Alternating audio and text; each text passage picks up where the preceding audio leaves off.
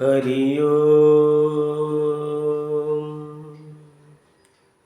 നമഃ ശിവായ.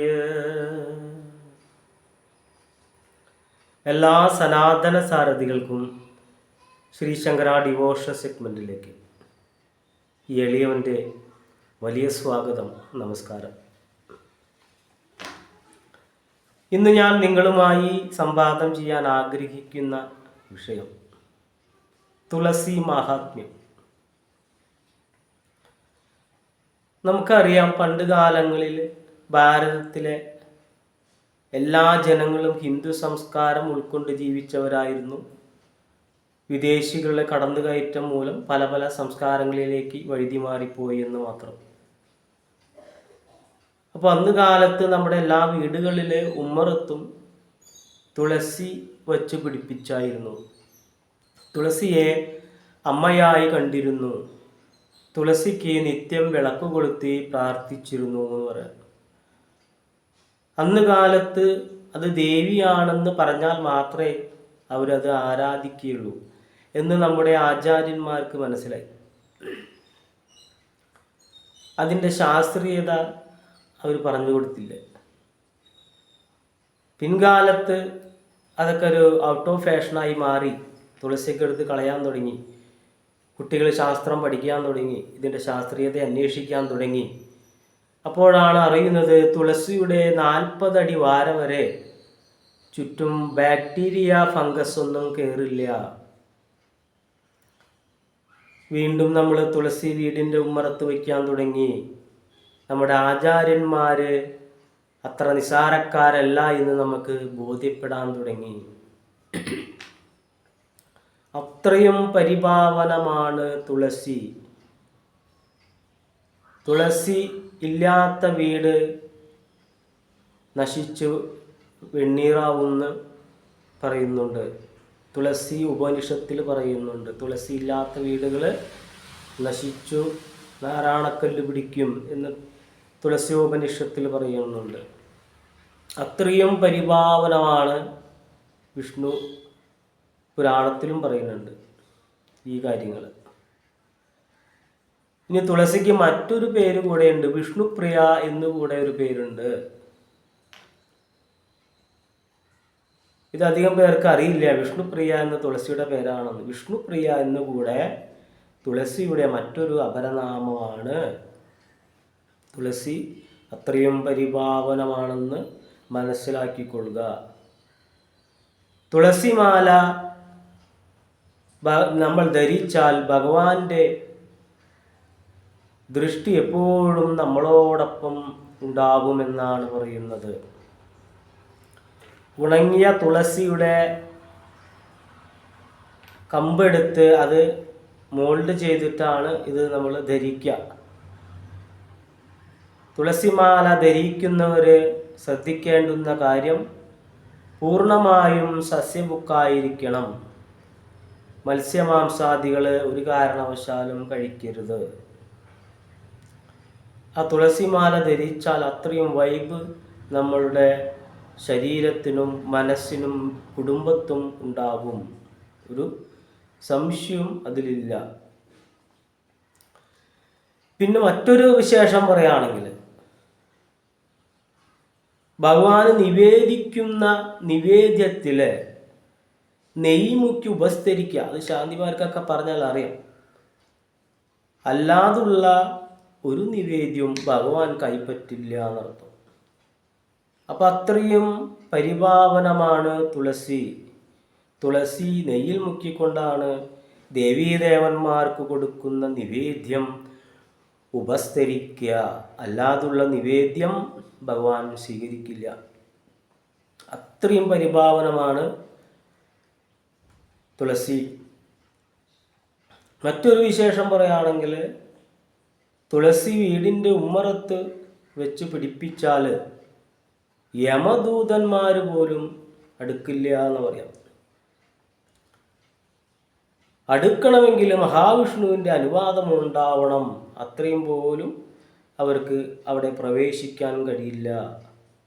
അത്രയും പ്രസക്തമാണ് തുളസി വെച്ച് പിടിപ്പിക്കുന്നതിന് ഗൃഹത്തിൽ ഉണ്ടാവുക. അത്രയും പ്രസക്തി ഉണ്ടായിരിക്കും ആ വീടിന്, അത്രയും ചൈതന്യം ഉണ്ടായിരിക്കും ആ വീടിന്.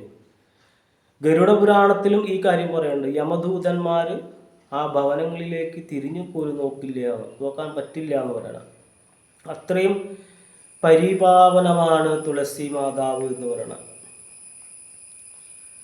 അതുപോലെ തന്നെ നമ്മൾക്ക് വിവാഹം കഴിയാത്ത ആൾക്കാർ, ആ സ്ത്രീകളായിക്കോട്ടെ പുരുഷന്മാരായിക്കോട്ടെ, നിങ്ങളുടെ വീടിൻ്റെ കിഴക്ക് തെക്കേ മൂലയിൽ തുളസി വെച്ച് പിടിപ്പിക്കുക, പരിപാലിക്കുക, നനയ്ക്കുക. ഒരുപാട് തുളസി വെച്ച് പിടിപ്പിക്കുക, തുളസി കാട് തന്നെ സൃഷ്ടിക്കുക. നിങ്ങളുടെ വിവാഹം പെട്ടെന്ന് നടക്കുന്നതായി കാണാൻ പറ്റും.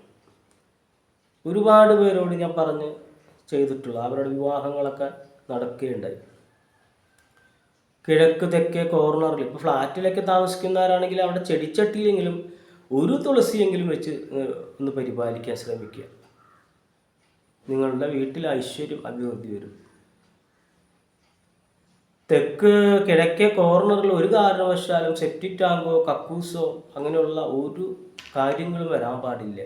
ആദി ഒഴിയില്ല, വ്യാധി ഒഴിയില്ല, ദുഷ്കീർത്തി കേൾക്കേണ്ടതായി വരും, വിവാഹം നടക്കില്ല. ഒരുപാട് വീടുകളിൽ പോയി ഞാൻ നോക്കുമ്പോൾ ആ ഭാഗങ്ങളിലൊക്കെ സെപ്റ്റിക് ടാങ്ക് പണിത് വെച്ചിട്ടുണ്ടാവും. അത് മാറ്റാൻ പറയും. അത് മാറ്റിക്കഴിഞ്ഞാൽ ആ വിവാഹം നടക്കും, വിവാഹം നടക്കും. അല്ലാതെ ആ വിവാഹം നടക്കില്ല, ഐശ്വര്യം അവിടേക്ക് വരില്ല എന്ന് പറയുന്നത്. അത്രയും പരിപാവനമാണ് അഗ്നികോണ്. അവിടെ തുളസി വനം തന്നെ നിങ്ങൾ വെച്ച് പിടിപ്പിക്കുക. അതുപോലെ തന്നെ കാലത്ത് നമ്മൾ തുളസിയെ 3 പ്രദക്ഷിണം വെച്ച് പരിപാലിക്കുക, വിളക്ക് കൊളുത്ത. ചൊവ്വ വെള്ളി ദിവസങ്ങളിൽ പറ്റുമെങ്കിൽ നെയ്വിളക്ക് കൊളുത്ത. ആ എനർജി, ആ പോസിറ്റീവ് എനർജി നമ്മുടെ വീടിൻ്റെ അകത്തുമൊക്കെ പ്രവേശിക്കുമ്പോൾ നല്ലൊരു അറ്റ്മോസ്ഫിയർ, നല്ലൊരു ശാന്തി നമ്മുടെ വീടുകളിൽ ഉണ്ടാകും. ഒരു കാരണവശാലും ഇത് മുടക്കാതെ കൊണ്ടുനടക്കുക. ഐശ്വര്യ അഭിവൃദ്ധി നിങ്ങൾക്ക് വന്നു ചേരും. അതോടൊപ്പം മഞ്ഞളും നടുന്നത് നല്ലതാണ്. മഞ്ഞൾ നമ്മൾ ക്ഷേത്രത്തിൽ പോയി മഞ്ഞൾപ്പറ ചെയ്തിട്ട് ആ നടുന്ന മഞ്ഞൾ പൊടിച്ചാൽ അത് നിങ്ങളുടെ വീട്ടിലെ ഐശ്വര്യം വർദ്ധിപ്പിക്കും. മഹാലക്ഷ്മി തന്നെയാണ് മഞ്ഞളും. സന്ധ്യയ്ക്ക് നമ്മൾ പ്രദക്ഷിണം വേണ്ട, വിളക്ക് കൊളുത്തി ദേവിയെ പരിപാലിക്കുക, വിളക്ക് കൊളുത്തി പ്രാർത്ഥിക്കുക.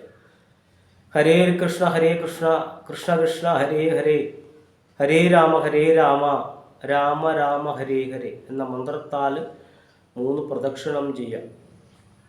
എല്ലാ ഐശ്വര്യപൂർത്തിയും നിങ്ങൾക്കുണ്ടാവും. നമ്മൾക്കറിയാം, ഇന്ന് ലോകത്തിലെ ഏറ്റവും വലിയ മുസ്ലിം രാജ്യമാണ് ഇന്തോനേഷ്യ. അവിടെ അമ്മമാർ അടുപ്പിൽ തീ കത്തിക്കുമ്പോൾ ഗായത്രി മന്ത്രം ചൊല്ലിയിട്ടാണ് കത്തിക്കുക. ലോകത്തിലെ ഏറ്റവും വലിയ ഗണപതി സ്റ്റാച്ചു ഇന്തോനേഷ്യയിലാണ്. അവരുടെ നോട്ടുമേല് ഗണപതിയുടെ പിക്ചറാണ്. ഒരു കാലത്ത് അവിടുത്തെ നോട്ടിൻ്റെ മൂല്യം വളരെ താന്നുപോയി. ജ്യോതിഷ വിധിപ്രകാരം നോക്കിയപ്പോൾ ഗണപതിയെ പൂജിക്കാമെന്ന് കണ്ടു. അന്നത്തെ നമ്മുടെ രാജ്യത്തിനും ലോകത്തിനും ഭൂമിക്കൊക്കെ ഒരു ഊർജ്ജ സ്രോതസ്സുകളുണ്ട്. ആ ഊർജ്ജ സ്രോതസ്സിനെ ആകർഷിക്കാൻ വേണ്ടി അവർ വലിയൊരു സ്റ്റാച്ചുവും അവരുടെ നോട്ടിലെല്ലാം ഗണപതിയുടെ പടങ്ങളും അടിക്കാൻ തുടങ്ങി. അങ്ങനെയാണ് അവർ വമ്പൻ ആൾക്കാരായി മാറിയത്. നമ്മുടെ നാട്ടിൽ അങ്ങനെയല്ല. ഹിന്ദുക്കളാണെങ്കിൽ ഹിന്ദു പുരാണം മാത്രം വായിക്കുള്ളൂ, ക്രിസ്ത്യാനിയാണെങ്കിൽ ക്രിസ്ത്യൻ മാത്രം വായിക്കുള്ളൂ, മുസ്ലിം ആണെങ്കിൽ മുസ്ലിമിൻ്റെ ഗ്രന്ഥങ്ങൾ മാത്രമേ വായിക്കുള്ളൂ. അവർ പറയുന്നത് എല്ലാം വായിക്കണം, എല്ലാം അറിയണം, എന്താണ് എന്ന് നമ്മൾ അറിഞ്ഞിരിക്കണം എന്ന് പറയുന്നത്. എന്തായാലും ഈ തുളസി ഉപനിഷത്തിൽ പറയുന്ന ഒരൊറ്റ കാര്യമുണ്ട്. തുളസിയെ നിത്യം വണങ്ങിയാൽ സകല ശാപങ്ങളും തീർന്ന് എല്ലാ ആദിവ്യാധി രോഗങ്ങളൊക്കെ ഒഴിഞ്ഞ് ഐശ്വര്യവൃദ്ധി വരുമെന്ന് പറയുന്നു. തീർച്ചയായും നിങ്ങളിത് ചെയ്യണം. നിങ്ങളുടെ വീട്ടിൽ ഐശ്വര്യവൃദ്ധി ഉണ്ടാവണം. ഹിന്ദു, ക്രിസ്ത്യൻ, മുസ്ലിം എന്ന് വേണ്ട, നാനാജാതി മതസ്ഥരും ഇത് നമ്മുടെ സംസ്കാരത്തിൻ്റെ ഭാഗമാണെന്ന് കണക്കാക്കി ഒരു തുളസിയെങ്കിലും നടുക.